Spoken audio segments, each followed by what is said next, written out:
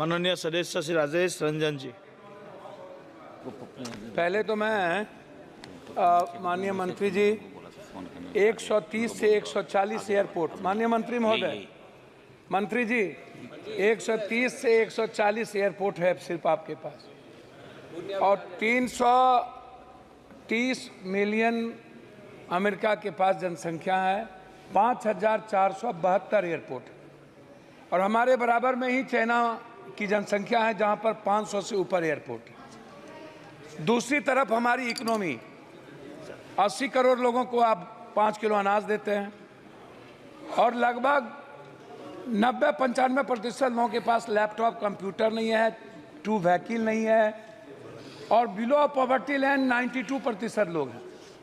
आप जहाज को आम आदमी और विभिन्न जगहों पर ले जाना चाहते हैं, लेकिन 41% आपका ही रिपोर्ट है, 41% किराए में वृद्धि होती है।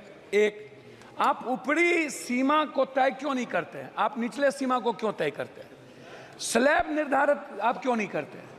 आप इस पर फोकस नहीं करते। एक प्राधिकरण बनाइए जो किसी भी कीमत पर वो निगरानी करे, और समय समय पर ऑडिट होना निजी एयरलाइंस का सबसे ज़्यादा आवश्यक है। देखिए, निजी एयरलाइंस पूरी हाथी हो चुकी है।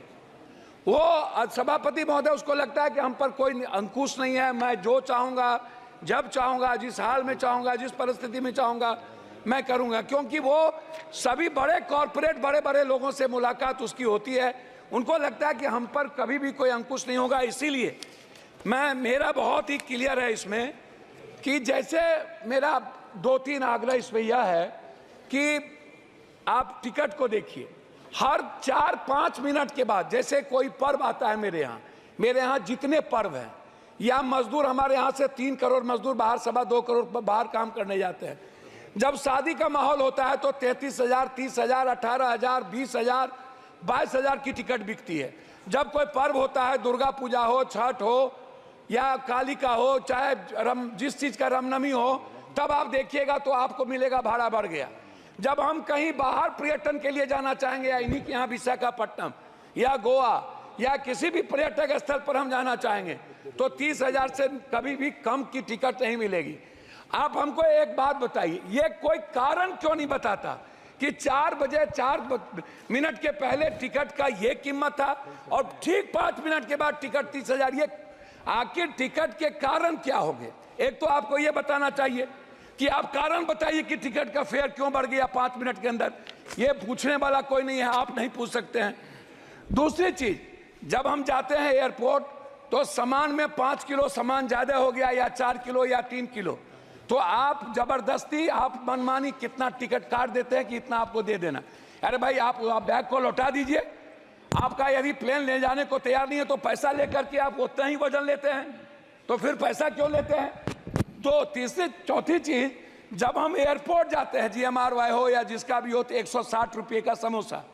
खाना इतना महंगा है कि मिडिल क्लास जो काम करके बाहर से विदेशों से आते हैं और वो घर जाना चाहते हैं, किसी भी घटना के कारण नहीं जा पाता है।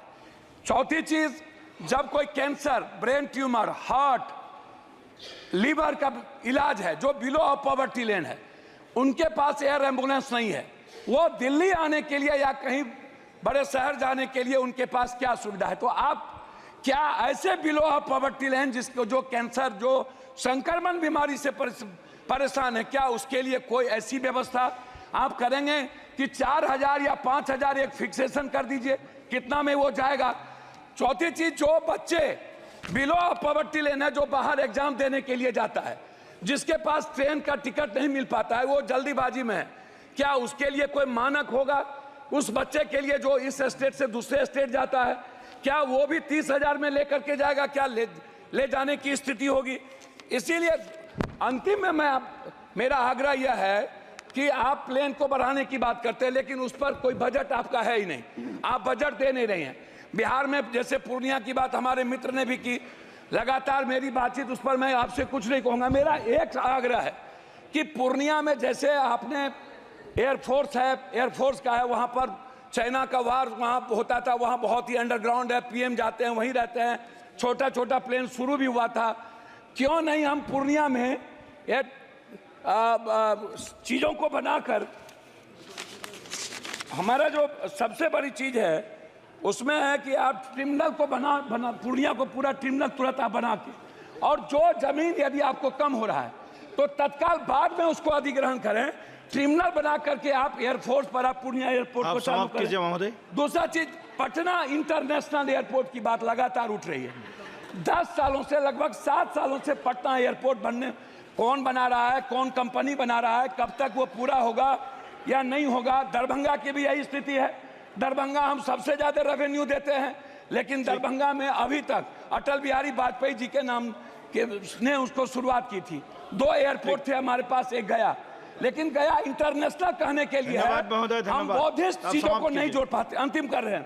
तो अध्यक्ष महोदय, मेरा आपसे है कि पूर्णिया में एक Purnia air force training centre, air जो बच्चों के लिए, हमारा आग्रह आपसे, एक डिमांड है मेरा कि आप इसको करें। दूसरा माननीय चीज, सदस्य आर सच्चिदानंद। मेरा लास्ट है हुजूर, मैं लास्ट कर रहा हूं। मेरा आपसे इंडिगो, मेरा आग्रह, जो प्लेन दिवालिया हो गया क्या सरकार दिवालिया कोई एयरक्राफ्ट जो है उसके लिए कोई व्यवस्था कर रहे हैं? और है। जो इंडिगो है या माननीय कोई सदस्य ऐसी आर प्लेन है, सच्चिदानंदन, प्लीज आप यू स्टार्ट प्लीज। மரியாதைக்குரிய आप बोले, आप स्टार्ट करो। மதிப்பிற்குரிய சபாநாயகர் அவர்களே,